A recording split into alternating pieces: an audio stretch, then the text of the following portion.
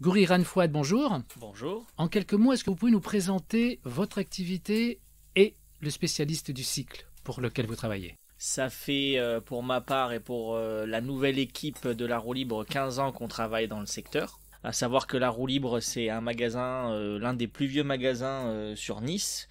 Donc un marché porteur qui va donc à un moment donné se caractériser par une demande de plus en plus forte en termes de recrutement de personnel qualifié.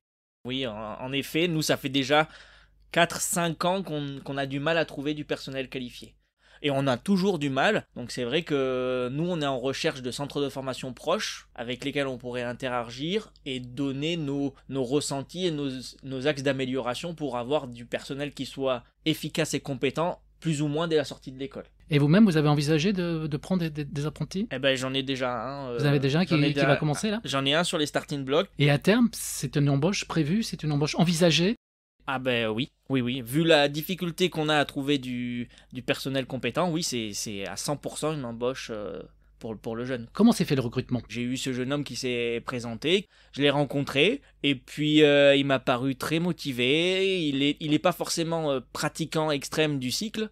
Il fait de la trottinette, il fait un peu de vélo pour le loisir, mais ça empêche que on n'a pas forcément besoin d'être à 100% fan de vélo pour devenir mécanicien de vélo, quoi. Oui, mécanicien ou vendeur. Oui, effectivement, c'est plus réservé qu'aux seuls passionnés. C'est plus réservé qu'aux passionnés, mais il faut avoir, on va dire, une tendance, parce qu'aujourd'hui, voilà, vous aimez vous déplacer en vélo, vous aimez l'esprit vélo, vous pouvez très bien travailler dans un magasin de vélo, quoi. On a affaire à tout type de clientèle. C'est aussi ça qui a fait l'évolution de notre métier, c'est que pendant, en tout cas nous, nos 10 premières années, on avait affaire qu'à des passionnés qui pratiquaient par passion.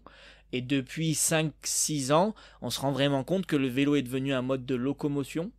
Et donc du coup, à ce titre, vous n'avez pas besoin de faire de la Formule 1 pour vendre des voitures de sport. Aujourd'hui, vous pouvez vendre des vélos de ville en étant passionné de se déplacer en vélo ou en étant juste avoir une sensibilité à se déplacer en vélo. Donc finalement, un profil de recrutement qui s'est élargi parce que l'usage du vélo s'est élargi, mais qui demande toujours des compétences, évidemment. Exactement. Donc, on s'est déjà confronté à des embauches où on a pris des gens qui aimaient le vélo, mais on est quand même dans des produits super techniques. Cette formation peut être considérée aujourd'hui comme quelque chose qui était nécessaire finalement dans votre activité. Je pense indispensable.